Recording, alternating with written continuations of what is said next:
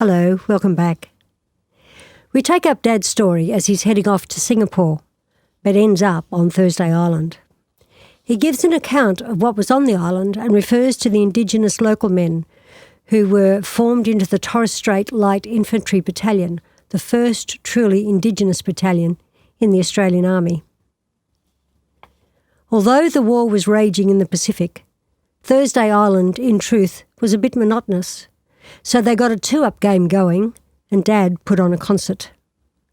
Listen out for my rendition of a parody song he wrote for the concert, and it's to the tune of "It's a Sin to Tell a Lie." A few days later, we boarded an old coastal steamer, the Anuhai, manned by a Chinese crew, and headed north as reinforcements for Singapore, according to rumour. On the morning of the second day out, news came that Singapore had fallen to the Japanese, so we were redirected to Thursday Island, which was the military headquarters for the Torres Strait. Torres Strait is a strip of water about 150 kilometres wide that separates the southern end of Papua New Guinea from the top end of Cape York. It is an area of coral reefs, keys and islands, and was an important strategic location in the battle for New Guinea and in the Pacific. We became the 62nd Infantry Battalion 9th Division when we took over the island. There were no civilians left on Thursday Island, as most of the able-bodied local men either volunteered or were called up into forming the Torres Strait Light Infantry Battalion, the first truly Indigenous battalion in the Australian Army.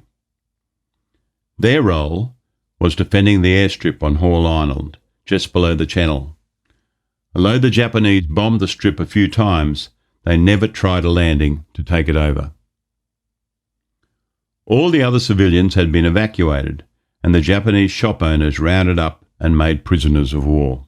A few months after we arrived, half the 67th Battalion went to Maruki in Dutch New Guinea to guard the airstrip there, and the remaining half stayed with the Torres Force headquarters.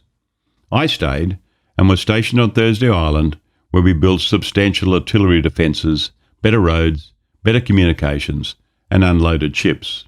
Whenever the Japanese bombers attacked Horn Island, they would fly directly over Thursday Island, and we fired on them but caused no damage because of the height they flew, and we didn't have any anti-aircraft guns. We did have a battery of heavy artillery, but they could not get the elevation, so those guns were of no use either. Why the Japanese never attempted to take Horn Island instead of the sodden mess that was Milne Bay, I could never figure out. My first job on Thursday Island was shooting in 300 new rifles along with a mate, Col Evans.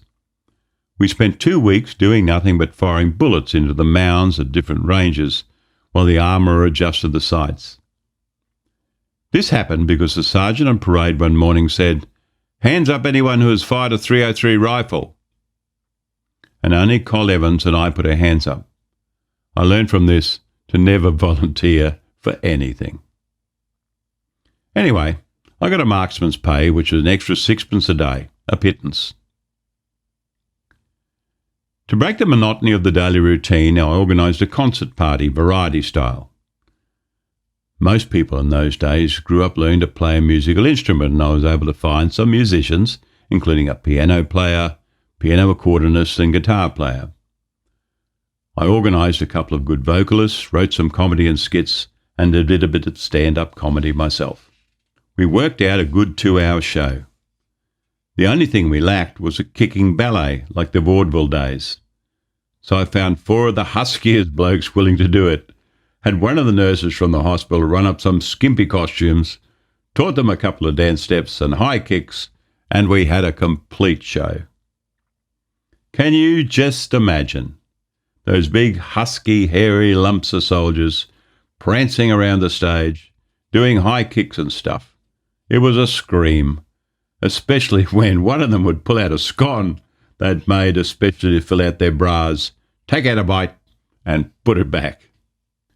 The whole thing went so well, the high brass gave us permission to use a supply boat and go around performing at the outer islands, where there were signal stations with troops starved of entertainment. The show was well received and provided relief from the tension and fear of attack that could happen at any time. We had some pretty good talent among our chaps, musicians, guitar players and a piano player who was a very talented bloke. One bloke, Jack Moore, who looked and sang like Bing Crosby, would always get wild applause when he sang. You could almost swear it was Bing himself. Then there was Dick Sidebottom, a perfect foil for my comedy. We had some good singers and one guy who was particularly good with monologues. He used to do The Shooting of Dan McGrew, with unbelievable facial expressions and hand actions. Another one was The Cremating of Sam McGee.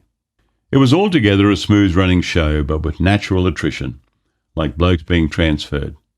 It eventually came to an end when the movies started coming every fortnight, or the bigger entertainment shows came to the islands. Besides, the top brass weren't too happy about us using the supply boat all the time. Supply boats were used for all sorts of purposes, proper and not so. We all knew about the homemade sly grog, beer and spirits that was delivered by boat to a number of the officers' messes between Milne Bay and Port Moresby. Men had to have something to get them through. One of the parody songs I penned that proved to be popular was sung to It's a Sin to Tell a Lie. I nearly died when I faced the altar. I was scared to tell a lie. When I took out the ring to put on her, I knew that I was a goner. It was all right until that night she was undressing. Off came her hair and out came her eye. Her arms and legs were all wood. What was left was no good. It's a sin to tell a